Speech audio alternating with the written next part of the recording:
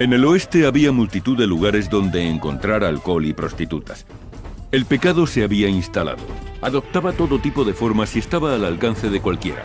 La cocaína se mezclaba con vino y la heroína se consideraba una cura contra el alcoholismo. Gracias a los nuevos inventos no hacía falta salir en busca de opio. Uno podía consumirlo en casa. Les invitamos a conocer el viejo oeste, la última frontera del sexo, las drogas y el vicio. A continuación conoceremos los vicios del oeste. ¿Quién es el mejor?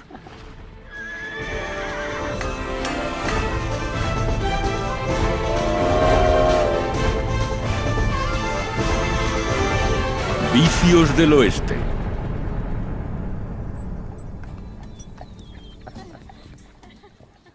Hola, soy David Carradine. En el lejano oeste, el pecado adoptaba todas las formas imaginables, y algunas sobrepasaban incluso los límites de la imaginación. La mayoría de los vicios todavía eran legales en el siglo XIX, y hubo inventores que atesoraron fortunas concibiendo nuevas tecnologías que los acercaban a las masas. Quizá la combinación de mujeres liberadas, bebidas alcohólicas y opio fue lo que convirtió el oeste en un lugar tan salvaje.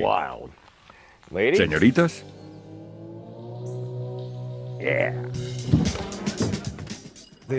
No tenían rock and roll, pero tenían sexo y drogas. Solían pagar por el sexo y consumían sobre todo cocaína, opio, alcohol y morfina. La marihuana la tomaban en menor proporción. La droga preferida de los vaqueros del oeste era el alcohol. Era una cultura en la que predominaba la masculinidad. Ante la ausencia de deportes organizados, los hombres pasaban todo su tiempo libre en los bares, los famosos salones. Para los hombres del siglo XIX, la bebida era la forma más importante de establecer vínculos. No había madres que les aconsejaran que no bebieran, ni mujeres que les reprocharan su comportamiento.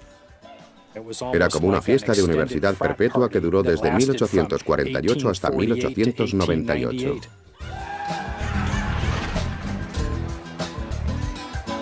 No era educado a hablar de sexo, pero todo el mundo sabía dónde encontrarlo.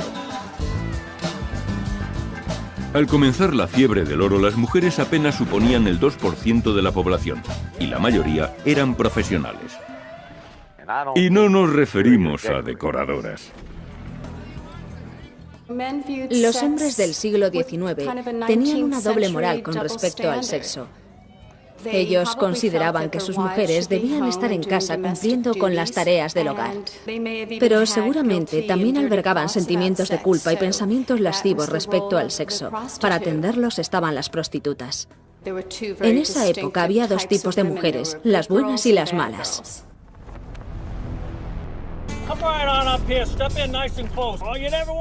Un lugar donde también podían encontrarse chicas malas eran los espectáculos itinerantes, y solían ofrecer otro tipo de atracciones a un precio más alto.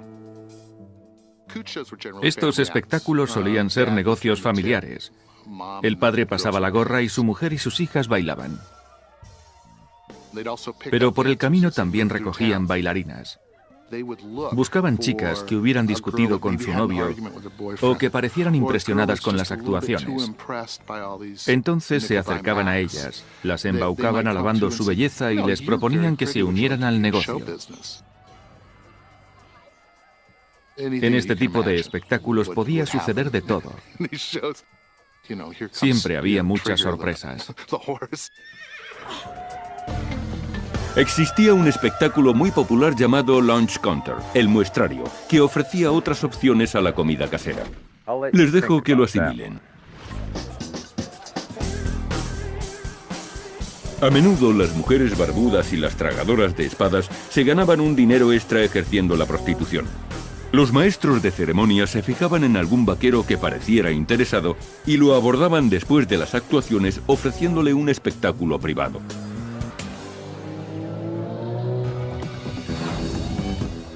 Pero si uno perdía la oportunidad de deleitarse en el espectáculo itinerante, siempre había un lugar en la ciudad donde acudir: el burdel.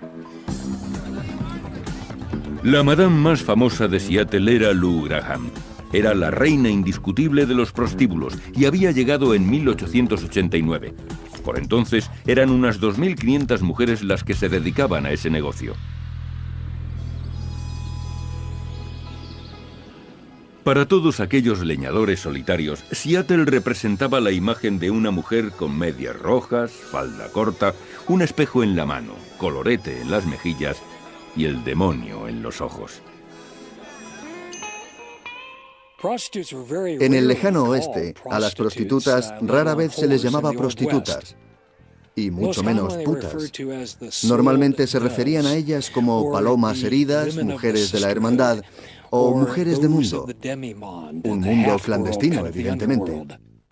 Había otros nombres también más frívolos, como meretrices o, mi favorito, fulanas. Respecto a los hombres, ellos eran los otros, los clientes, los cazadores o el más común, John. En la década de 1880, las autoridades de Seattle decidieron que también las prostitutas debían contribuir. Durante 10 años, la prostitución estuvo gravada fiscalmente. Con esos impuestos se pagaron muchas obras públicas y de pavimentación. El 87% de los ingresos de la ciudad procedían de los impuestos cobrados a las prostitutas. Una de las peculiaridades del establecimiento de Lou Graham era que parte del burdel estaba bajo tierra. Después del gran incendio de 1889, se reconstruyó el centro de Seattle un nivel por encima del de las calles anteriores.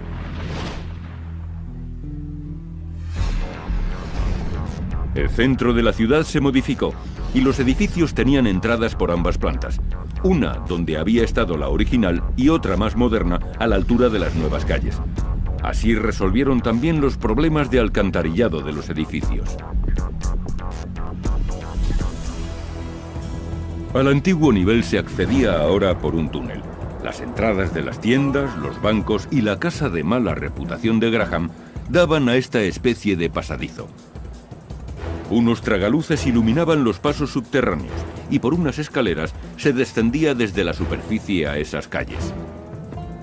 Este centro comercial cubierto ofrecía a los clientes más privacidad y los protegía de los elementos, y consecuentemente este tipo de negocios florecieron.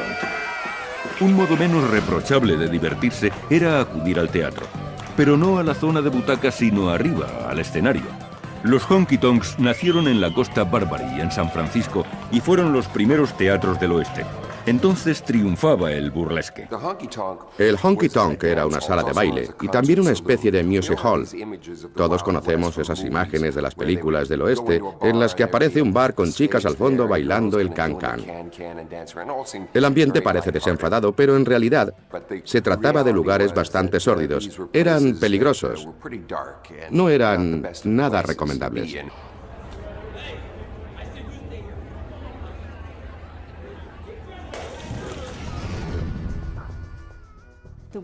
Las mujeres se sentaban en las piernas de los hombres y les hablaban o les cantaban algo. Intentaban que bebieran todo lo posible porque ellas iban a comisión, ayudaban al negocio.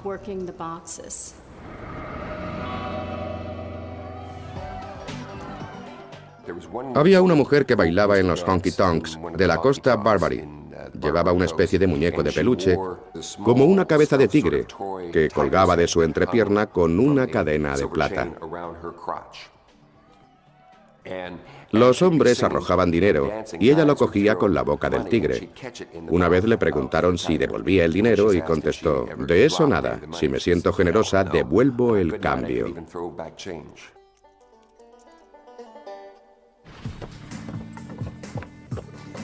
Un hombre llamado John Considine era el dueño de un honky tonk de Seattle, The Comic.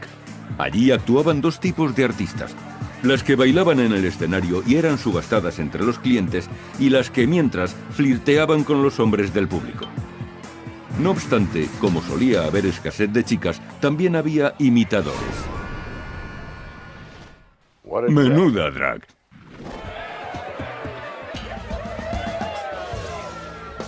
En 1861 se produjo un hito en la evolución del burlesque. Ada Menken era una artista que acabó convirtiéndose en una estrella mundial.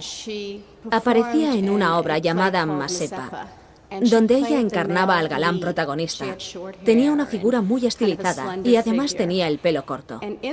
Al final de la obra, el protagonista es capturado y golpeado. Le arrancan la ropa y después lo arrojan desnudo sobre la grupa de un caballo. Normalmente esta parte se hacía con un muñeco. Pero a ella se le ocurrió ponerse unas medias de color carne y una túnica transparente.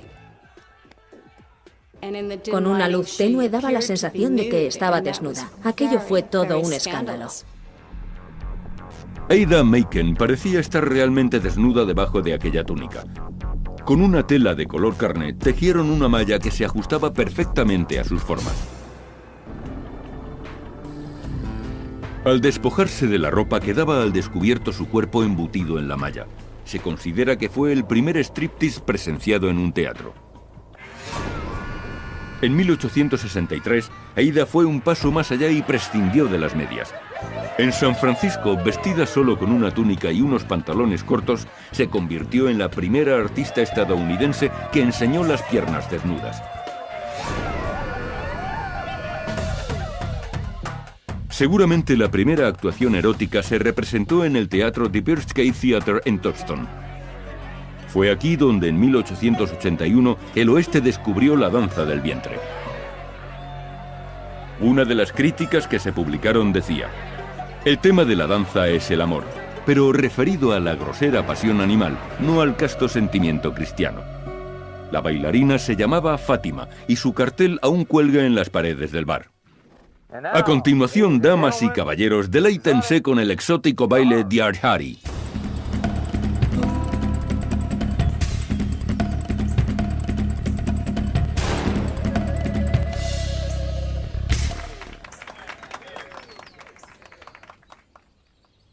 Ha sido magnífico. ¿Dónde aprendiste a hacer esos movimientos con la cadera?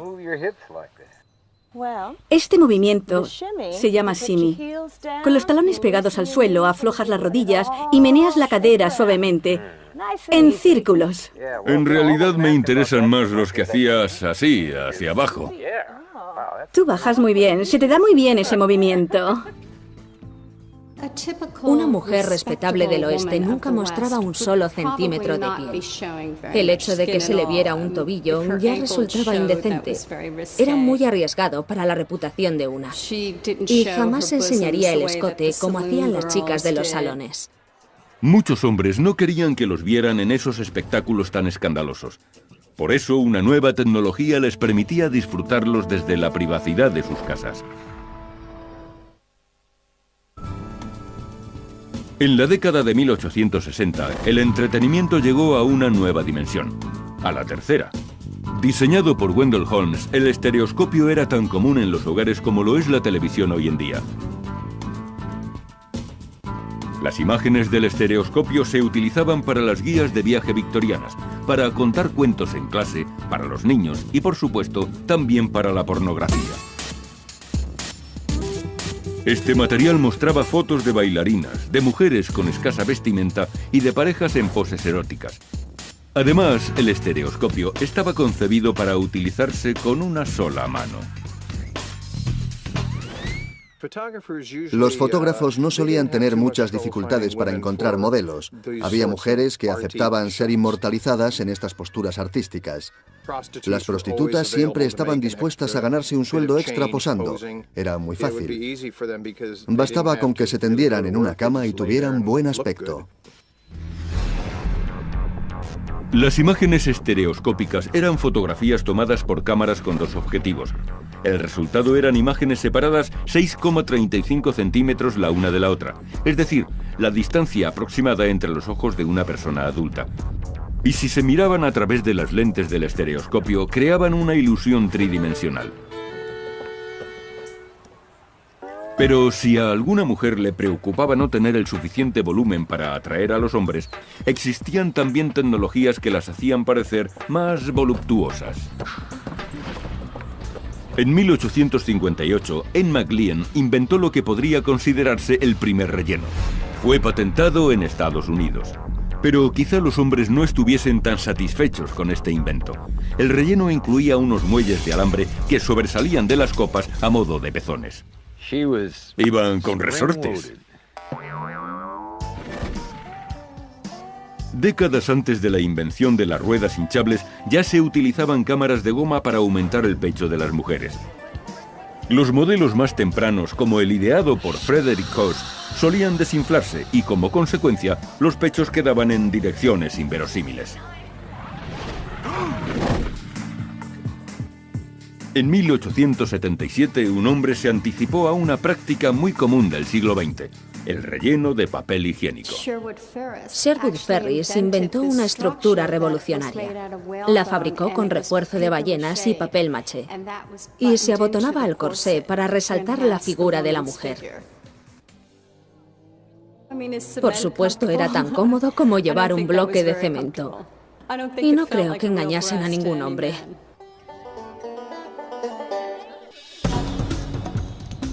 Hasta principios del siglo XX, el pecado por excelencia y el vicio más censurable era la autoestimulación.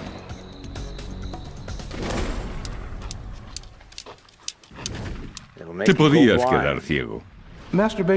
La masturbación se consideraba una enfermedad letal. Hasta 1834 más o menos no despertó mucho interés en Estados Unidos. Pero entonces apareció Sylvester Graham, conocido por inventar el pan integral y los crackers Graham. Este hombre escribió un libro sobre los perjuicios y enfermedades que causaba la autoestimulación. La tuberculosis, la locura, el sarampión, las paperas, la tos ferina, el cólera, la viruela o el acné. Lo más curioso es que la gente lo creyera, hasta tal punto que el libro llegó a las 34 ediciones. Incluso se acuñó el término espermatorrea para explicar las poluciones nocturnas. Ningún chico estaba dispuesto a admitirlo. Sin embargo, la espermatorrea les afectaba a todos. Se decía que los padres de un niño con esta enfermedad tenían un aspecto demacrado y enfermizo comparado con el de los padres de un niño sano. Parece que no saben estimularse bien. Y hay otro nombre que todos conocemos gracias a los copos de maíz, Kellogg. W. Kellogg tenía un hermano cirujano que escribió un libro de 300 páginas sobre la masturbación. También la señalaba como causa de múltiples enfermedades.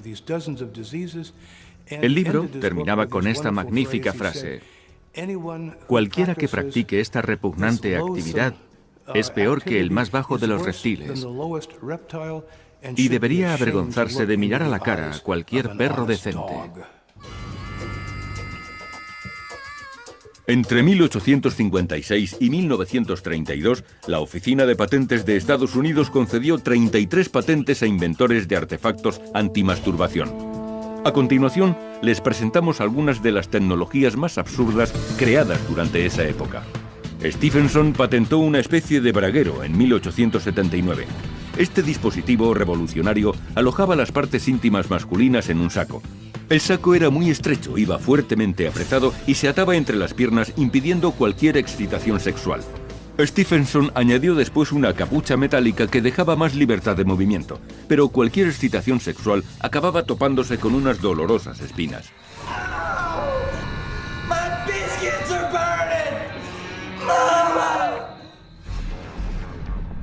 Frank Orth inventó el dispositivo enfriador en 1893.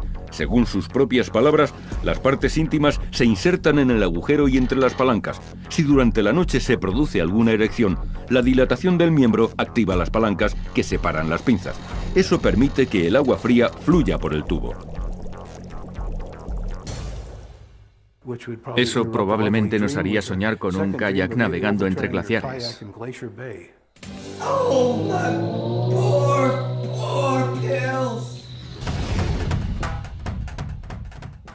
Cuando se trataba de perversión, no había mejor lugar que San Francisco. La Costa Barbary era muy conocida por sus locales de prostitución, especialmente de prostitutas chinas. Había una mujer llamada Atoy que llegó a San Francisco en torno a 1849. Venía desde China y se la conocía porque era una empresaria implacable. Había alquilado 2 habitaciones en la Costa Barbary y allí hacía sus negocios. En una de ellas era donde actuaba y en la otra donde se acomodaban las visitas. Por 1 onza de oro los hombres podían mirar a través de los agujeros que había en la pared. La veían a ella en la habitación contigua, ataviada con un vestido especialmente ligero y transparente. Así comenzó el espectáculo de las cabinas. En 1882, el Congreso aprobó la primera de las 3 leyes de expulsión de los chinos. Estas leyes les impedían traer a sus familias a Estados Unidos, excepto casualmente a los más adinerados.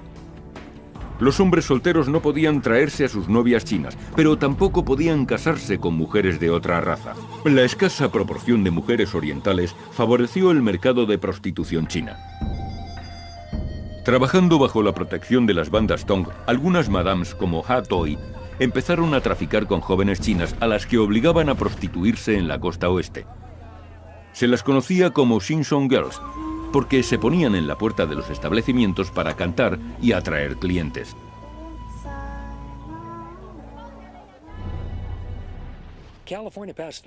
En California se aprobó una ley que exigía un impuesto por la importación de trabajadores chinos, de la clase que fueran.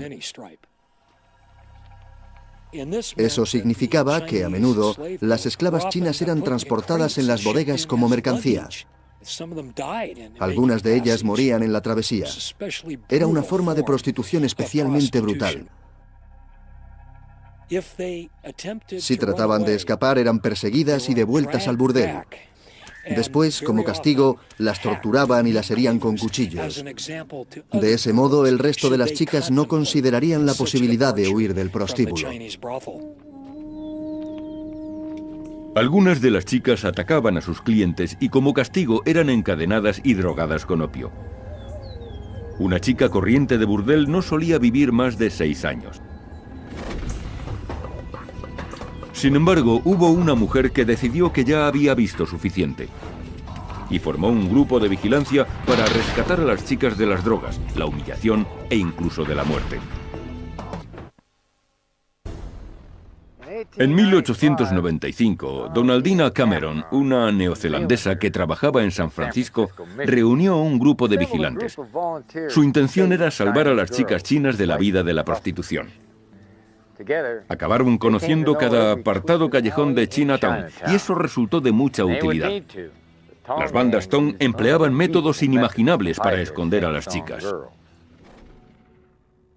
Donaldina Cameron es una de las auténticas heroínas de la historia de Estados Unidos. Los dueños de los burdeles chinos consideraban a estas prostitutas de su propiedad. La mayoría de ellos había pagado muchísimo dinero para traerlas clandestinamente desde China. Por eso hacían todo lo posible por esconderlas ante la posibilidad de redadas policiales.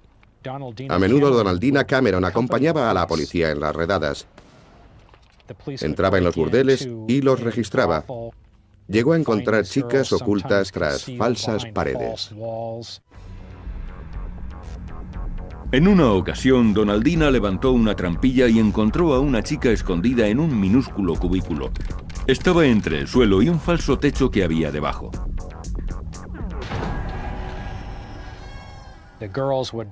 Donaldina exigía que le entregaran a las chicas y se las llevaba a su organización. Allí estaban a salvo de los traficantes de esclavos y recibían una educación que a menudo les servía para casarse con hombres chinos de gran reputación. A Donaldina y sus ayudantes se les atribuye el rescate y salvación de más de 3.000 chicas. En Chinatown, el tráfico de droga iba unido a la esclavitud sexual. El opio fue introducido en Estados Unidos por los chinos. Era su droga preferida. Y había un pequeño porcentaje de blancos que les apoyaba económicamente para que siguieran trayendo esta droga. El opio produce una sensación de euforia. Después de fumar de la pipa, se quedaban tendidos sobre un catre y entraban en un estado de ensoñación. Podían permanecer así 1, 2, 3 o 4 horas. Había un lenguaje clandestino para la gente que fumaba opio. Como cuando se tendían en el catre, lo hacían de costado. La pregunta para saber si uno se colocaba era ¿te tumbas de lado? Y si la respuesta era afirmativa, entonces era consumidor de opio. Para aquellos individuos que no querían acudir al fumadero de opio local, existían métodos para colocarse en casa. Esto es un vaporizador de cresoles. Se empleaba para curar la tosferina, la difteria, el asma, para disipar el dolor de cabeza. Sin embargo, los adictos al opio descubrieron que cargando el dispositivo con opio y dejando que se quemara, los vapores impregnaban el ambiente y podían inhalarse sin tener que fumar. Se colocaba resina de opio en una bandeja y ésta se dejaba sobre una lámpara. Un quemador de queroseno situado debajo calentaba la resina. Y el humo desprendido era lo que se inhalaba. En 1890 el Congreso aprobó un impuesto sobre el consumo de opio. Fue la primera legislación de cumplimiento obligatorio sobre los narcóticos en Estados Unidos, aunque parecía fundarse más en motivos raciales que médicos. Decían que los chinos usaban el opio para embaucar a las mujeres y convertirlas en esclavas sexuales. William Randolph Hearst publicó varias historias para crear desconfianza ante el peligro amarillo y las disfrazó de campañas antidroga. No obstante, el opio no fue ilegalizado y seguía presente en muchos medicamentos. Se consumía opio en todas partes. Si se contaminaba el agua disponible y la gente empezaba a sufrir diarreas y a morir, se consumía opio. Decían que el opio era bueno para combatir la diarrea. Los medicamentos basados en el opio adquirieron gran popularidad. Existían productos como el jarabe calmante de la señora Winslow, que se prescribía contra la tos o las inflamaciones de garganta. Contenía una fuerte dosis de opio, que no mejoraba la condición del enfermo, pero le proporcionaba una sensación de tranquilidad. El opio en Estados Unidos se consumía en forma de láudano hacia el año 1820. El láudano es sencillamente esencia de opio concentrada. Era un magnífico analgésico, pero también se empleaba para suicidarse. Muchas prostitutas eran adictas al láudano. Necesitaban aplacar su malestar, pues su oficio era muy duro. Por eso a veces ingerían sobredosis de láudano. El láudano las sumía en un estado de inconsciencia. Después entraban en coma y en la mayoría de los casos acababan muriendo. El problema fue que de la noche a la mañana todo Estados Unidos era adicto al opio.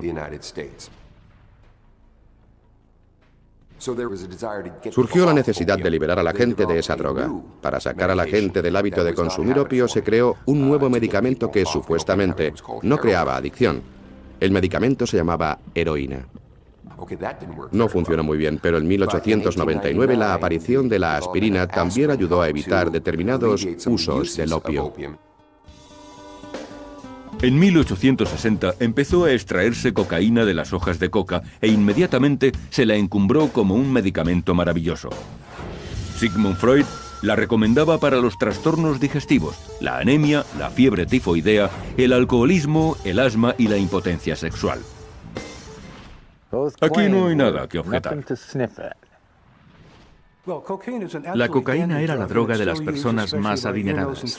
Algunos cirujanos aún la utilizaban porque es un anestésico perfecto para la garganta.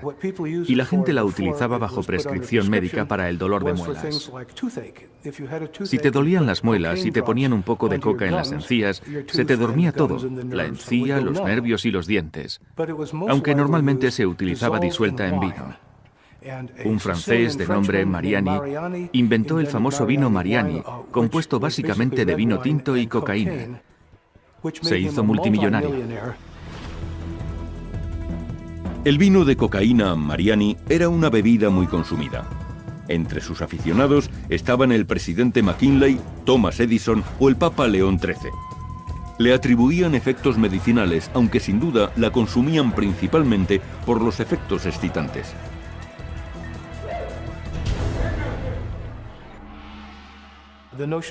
La idea del hombre chino fumando una pipa en su tienda de opio estaba muy mal vista. Sin embargo, emborracharse con vino Mariani bien cargado de cocaína era más distinguido, algo propio de presidentes. A principios de la década de 1860, aparecía otro vicio muy célebre en nuestros días. La compañía Granja Wallach fabricaba caramelos de hachís y sirope de arce. Pronto se convirtieron en las golosinas más populares de Estados Unidos, por razones obvias. Durante 40 años se vendieron en las tiendas y se anunciaron en los periódicos. Formaron parte del catálogo de los almacenes Sir Roebuck, donde se publicitaban como un caramelo delicioso para toda la familia. Me pregunto qué dirían entonces. ¿La familia que se coloca unida permanece unida? En el lejano oeste, la marihuana se conocía como la hierba de la locura. Según dicen, los vaqueros veían que el ganado actuaba de una forma muy extraña cuando la comía. Así que decidieron probar ellos también. Apenas han llegado documentos escritos que dejen constancia del consumo de marihuana fumada, porque realmente la marihuana no se fumaba. Bastaba con arrancar y mascar unas cuantas plantas. La llamaban hierba porque crecía por todas partes. En la década de 1850 el consumo de drogas se volvió más peligroso. Apareció un nuevo invento. Y los ciudadanos del salvaje oeste encontraron otro modo de consumir droga. Los tiros en el oeste adquirieron un nuevo significado en 1853. El doctor Alexander Wood descubrió una nueva técnica para administrar la morfina, la jeringuilla hipodérmica. Con ella, los efectos de la droga en sus pacientes eran instantáneos y 3 veces más potentes que fumándola.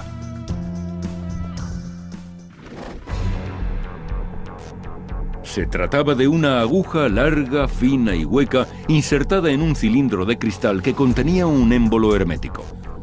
Las dosis de líquidos como la morfina podían medirse perfectamente gracias a las marcas del cilindro. Se administraban a través de la piel en la vena. Con la invención de la aguja hipodérmica podía consumirse mucha más cantidad de cualquier droga y también se tomaba en concentraciones más altas. Era una vía directa a la vena, por tanto aumentaba la posibilidad de adicción. La invención de la jeringuilla hipodérmica hizo que los problemas con las drogas aumentaran. Los riesgos se conocieron enseguida.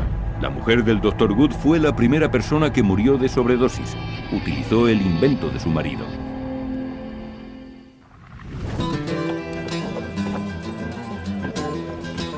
De todas las posibilidades que ofrecía el oeste, la droga preferida por los vaqueros era el alcohol. En ciudades y pueblos se consumían litros de licor. Bodie, en California, es un magnífico ejemplo. Los 7.000 hombres que poblaban la localidad se repartían entre sus 50 bares e ingerían enormes cantidades de alcohol, principalmente whisky.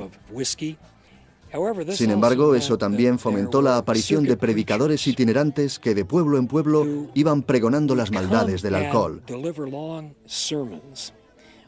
Los hombres hacían caso omiso. Y sobre todo los dueños de los bares, que interferían ruidosamente en los sermones para que nadie pudiese escucharlos.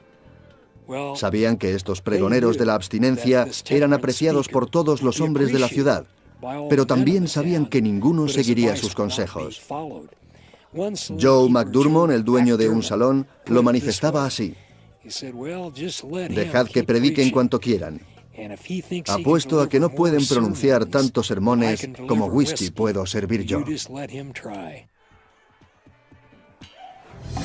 En aquella época el agua no estaba depurada y beber alcohol durante el trabajo era normal. A la hora del almuerzo, los hombres enviaban a sus aprendices al bar. Era bastante común ver a chicos pequeños yendo a buscar a sus padres para comer con una cerveza en cada mano. Era una bebida muy popular. De hecho, algunos niños tomaban un trago antes de ir al colegio.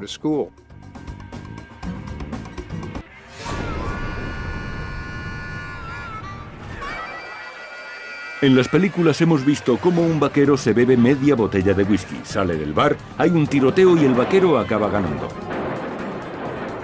Pues no es tan exagerado como creemos. Mucha gente bebía en el oeste. Todos hemos visto esas imágenes de los vaqueros bebiendo un trago tras otro, algo que según el concepto actual parece excesivo porque estarían borrachos el día entero. No obstante, la realidad es que en estos lugares el whisky solía estar mezclado con agua. Los propietarios del bar añadían agua a las bebidas, de modo que no se bebía tanto como podía parecer. Los habituales de los bares bebían whisky de centeno o bourbon. Si un hombre pedía un cóctel muy refinado o bebía a sorbos, era ridiculizado, a no ser que ya tuviera reputación de tipo duro.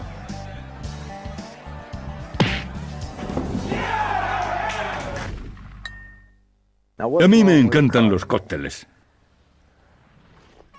Algunas de las bebidas más populares del oeste eran típicas de California y del suroeste.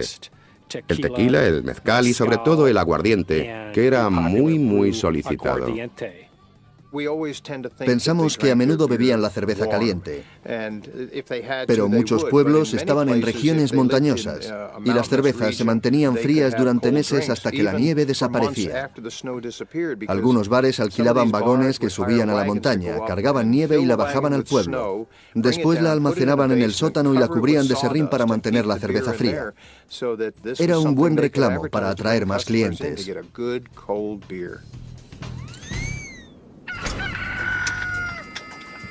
Lo que menos preocupaba a los vaqueros era la resaca. Según algunos de ellos, el remedio infalible para la resaca era una taza de té de excremento de conejo.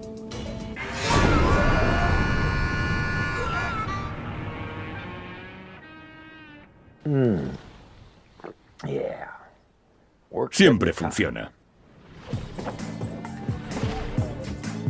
Para los hombres del oeste, saber beber era todo un arte. John Wesley Hardin era un gran bebedor. Al morir dejó 2 cuentas en el bar de más de $100 cada una. Y en esa época te tomabas una copa por 10 o 15 céntimos. No está mal.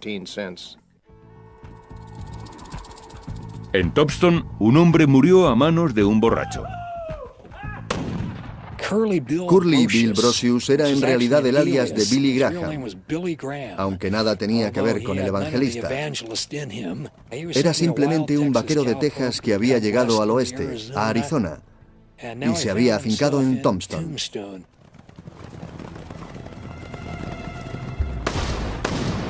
Cometió numerosos delitos con la banda de Clanton. Incluso provocó un tiroteo en una iglesia en pleno sermón. El 27 de octubre de 1880, Curly Bill y sus chicos habían pasado la noche en uno de los bares de Topston bebiendo whisky. Entonces, Bill salió fuera, a la calle Allen, completamente ebrio, y empezó a disparar a todos los edificios que lo rodeaban. Los vecinos llamaron al jefe de policía, Fred White, para que redujera a Curly. Cuando el jefe White se le acercó y le pidió las armas, Curly se las entregó, pero no exactamente como se esperaba que hiciera.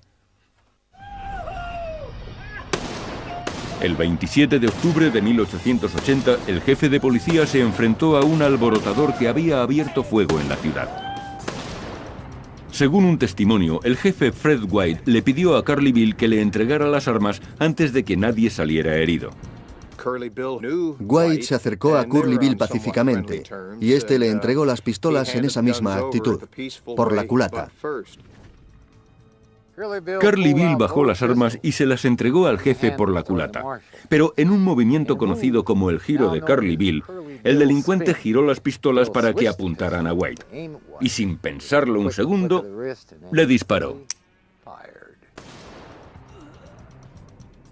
En ese momento, Wyatt Earp, el ayudante del sheriff de Tombstone, le dio un golpe a Curly Bill con un revólver. Le golpeó en la cabeza y le dejó inconsciente. Curly Bill acabó en el calabozo, pero en su lecho de muerte, el jefe White lo eximió de toda responsabilidad. Dijo que había sido un trágico accidente. White sufrió durante varios días, pero insistió en que no le fuera imputado ningún cargo a Curly. Incluso aunque Curly Bill estaba borracho y fuera de sí por culpa del whisky, White consideraba que había sido un acto reflejo de pistolero experto. No se lo reprochó y dijo que él mismo pudo provocar que se dispararan las armas. Aparte del alcohol, uno de los vicios de entonces que siguen siendo legales es el tabaco. Al principio solo se fumaba en pipa, se mascaba o se esnifaba. Mascar tabaco era una costumbre tan popular en el oeste que los bares contaban con escupideras. Y en algunos lugares se celebraban concursos de escupitajos.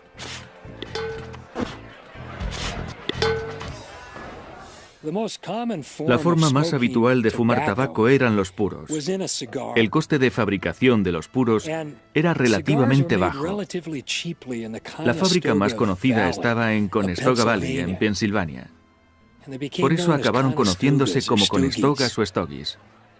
Los puros se fumaban sobre todo en la ciudad. Eran muy delicados para fumarlos cabalgando. Y no había espacios reservados para fumadores. Todos los bares estaban envueltos en una nube de humo. Los cigarrillos surgieron en los primeros años del Viejo Oeste. Los fumaban sobre todo los vaqueros hispanos. El hábito se popularizó entonces entre los vaqueros estadounidenses y pasó a formar parte del famoso icono del vaquero en su silla, liando un cigarrillo con una hoja de papel de fumar. Todos los ingredientes necesarios para liar un cigarrillo podían transportarse cómodamente, y era mucho más barato que un puro. Sin embargo, eso estaba a punto de cambiar. Un inventor de 21 años llamado James Bonsack introdujo la máquina automática de liar cigarrillos en 1884. En el proceso, una serie de correas y rodillos distribuían uniformemente el tabaco, y una cinta giratoria le daba forma de cilindro. Siguiendo el mismo movimiento, se envolvía el tabaco en papel en una espiral continua. Y un disco de corte dividía una espiral en cigarrillos. Fue revolucionario. Una persona podía liar 4 cigarrillos por minuto. La máquina liaba 200, 10.000 por hora. En el Viejo Oeste, los cigarrillos comprados se asociaban con la imagen de un tipo amanerado. Por eso, durante esta época, la mayoría de los vaqueros siguieron fumando tabaco de liar. Siempre llevaban su saco de tabaco y su papel de fumar. Esta costumbre se prolongó hasta bien entrado el siglo XX. Muchos de los vicios del oeste no se han perpetuado, al menos legalmente. En 1906 el Congreso estadounidense aprobó la Ley de Alimentos y Medicamentos Puros, que obligaba a que los productos enumeraran sus ingredientes. La gente empezó a pensar en su salud. Sin embargo, la opinión general consideraba que el vicio era terapéutico porque aliviaba el estrés. Más tarde se comprendió la gravedad de la adicción al opio y empezaron a relacionarse muchas muertes con las enfermedades de transmisión sexual. Fue entonces cuando los vicios empezaron a verse de otro modo. Tenemos muchas ideas equivocadas sobre el lejano oeste. No se trataba de un lugar romántico y emocionante. En realidad, sobrevivir en el lejano oeste era algo muy duro. No obstante, para muchos el vicio era una forma de vida. Había prostitutas profesionales, camareros y otros ciudadanos que vivían aprovechándose de las debilidades de los demás. Porque hay que tener en cuenta que los vicios nunca desaparecen del todo. Ahora la gente es más selectiva y discreta con respecto a los pasatiempos que elige. Pero casi todos aquellos vicios siguen existiendo actualmente, incluso multiplicados por 10.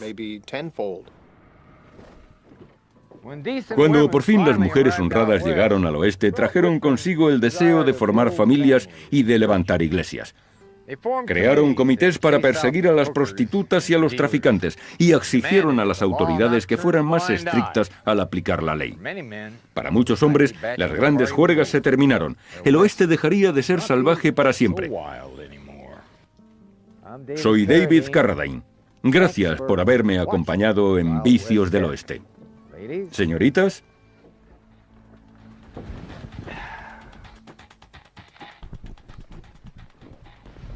Me encanta mi trabajo.